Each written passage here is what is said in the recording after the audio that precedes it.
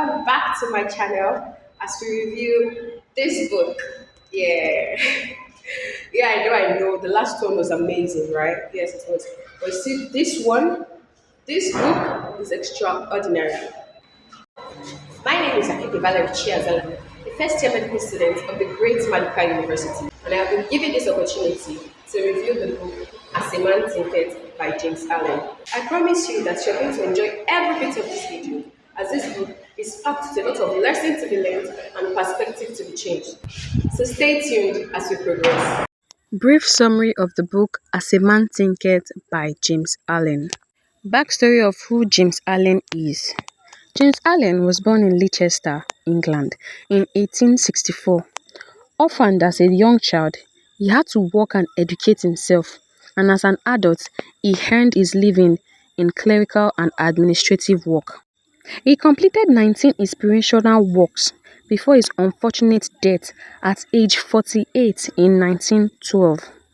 His concepts were developed from his strong belief in the teachings of the Bible on the one hand and in the ideas of the Asian religions on the other.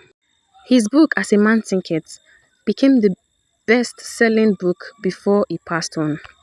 Allen argues that our thoughts create our reality, though not everyone believes this, but we can actually change our lives by changing our thoughts. He said in his book that a man is literally what he thinks, his character being the complete sum of all his thoughts. The key to mastering your life is harnessing the power of your thoughts and helps you cultivate the philosophy and attitude of a positive, successful person. I want everyone to understand that the mind is like a sieve. It takes in whatever you give it to take in, more or less like garbage in, garbage out. When you resolve your mind into taking in the good things and good aspects of life, the good thoughts, that is what is going to show in form of your character, in form of the way you associate with everybody. Allen encourages his readers to think positive and pure thoughts, which will eventually lead them to positive actions.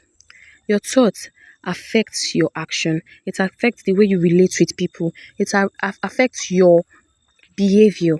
He said in his book that action is the blossom of thought, and joy and suffering are its fruits. You are more or less like the boss of your brain. If your mind actually has evil thoughts, you are the one that will still suffer it. You suffer the pain, and vice versa. Happy thought, happy man. Sad thought, sad man. And then in chapter 2, which was the effect of thought on circumstances, Allen said that the soul attracts that which it secretly abhors, that which it lives, and also that which it fears. We will keep on being led by our circumstances as long as we believe that we are creatures of outside conditions. We let what has happened in the past, we let the environment or where we live affect or direct the path to which we take in the future. Allen cited some examples of a wretchedly poor man who wants to elevate his status but feels so nonchalant due to how he was brought up and the circumstances behind his birth. The man has two options. One, keep on wallowing in that belief that he can't do anything that will come out good due to the way he was brought up or due to the circumstances or due to the environment. And two, he will try to move into the positive side and try to think forward, think of the way forward to actually elevate his status and live a good life. So we are the makers of ourselves. We are who we say we are. This is what Allen was trying to pass on to his readers and everyone that actually has come across of this book. Allen said that the mind was likened to a garden where you have the option to either leave it to get withered and be taken over by weeds, or you plant good viable seeds in there that, that will bring good results. The mind is like a permeable membrane. It lets anything and everything pass into it, whether good or bad thoughts.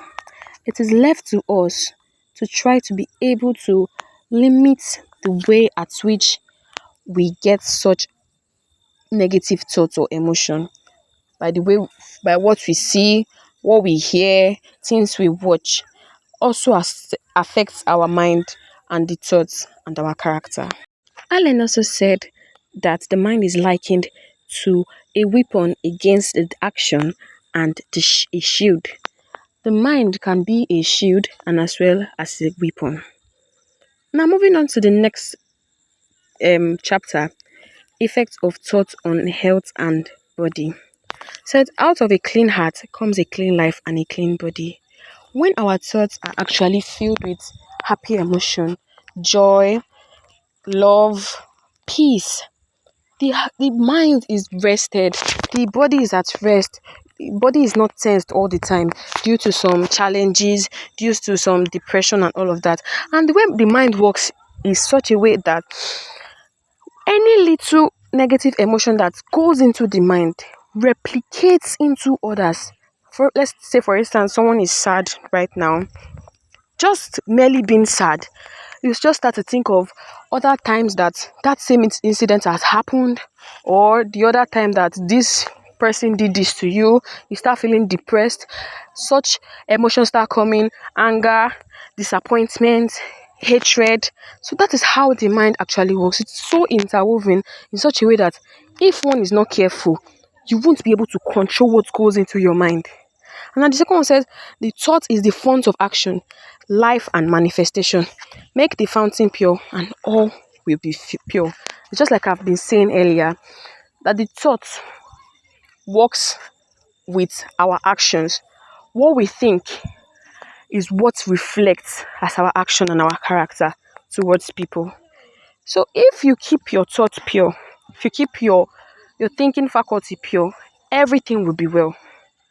Happy man, happy thoughts. And the next one says the thought factor in achievement. All that we achieve and all that we fail to achieve is the direct result of our thoughts.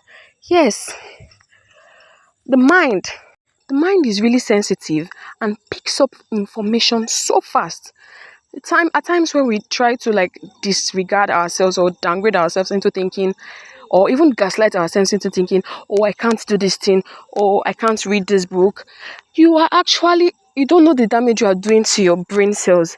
In fact, my chemistry teacher always said something like, when you pick up a textbook, don't always say, oh, this is too much, I can't read it. You won't be able to finish that textbook, because that's how the mind has been programmed to be.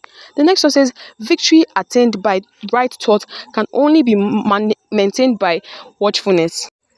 Guard your mind with all your heart and with the understanding that the mind is actually really sensitive. Next one says, achievement of whatever kind is the crown of effort, the diadem of thought. This is the aftermath, where you find out whether you guarded your heart really well or you misused that opportunity. The next one is thought and purpose. The first one says, until thought is linked with purpose, there is no intelligent accomplishment. Yes, it's okay, it's all right to always guard your mind into positive thinking and all of that. But when there is no clear goal as to what you want to use that positive thinking to do, you are just like a still water, not moving forward, not moving backward. You have to have a positive mindset, as well as a goal that you want to reach, that purpose you are going for, whether in your academics or in your business or in your workplace. This is because purpose is the royal road to self-control and true concentration of thought. That is where you find out whether you actually put in that positive thinking into good use. As the thought of doubt and fear never accomplish anything and never can. That fear of the unknown won't get you anywhere. The will to do springs from the knowledge that we can actually do. Always say to yourself that you can actually do that thing. The next one says visions and ideals. Set a goal. Cherish your visions, because to desire is to obtain and to aspire is to achieve. You can't just think that, oh, since my mind is pure, I aspire to be a medical doctor, and you just try to sit down and you think one organization will just come and hand over your certificate to you. No, you have to aspire to actually achieve it. That's when I talked about the thought and purpose. That is where that comes into place. You have to have a purpose. You have to have a goal, a mindset that, oh, this is what I want to achieve in life. This is because your visions is the promise of what you shall one day be. Your ideal is the prophecy of what you at last unveil. Yeah, the vision that you glorify in your mind, the idea that you enthrone in your heart, this will build your life by, this you will become. This is such a self-help book because it actually motivates you, it builds you, it inspires you to be the best at what you can be. And the next one is serenity, calmness, the calmness of the mind. We become calm in the measure that we understand ourselves as thought evolved being, for such knowledge necessitates the understanding of others as the result of thought. We become calm knowing that you've achieved what you aspire to. You have that positive thinking. That tree, that garden actually yielded good fruits. We have that peace of mind knowing that we are at rest. We are not sick in the body. We have a purpose. Our circumstance didn't get the better part of us. We become calm knowing that all is well, all will be well. This book teaches us that we are who we make ourselves to be. As a man thinketh, so he is. Proverbs chapter 23, verse 7. He kept on emphasizing on that verse of the Bible. And I so much love this book because it actually brings in the word of the Lord into it. Peace, be still.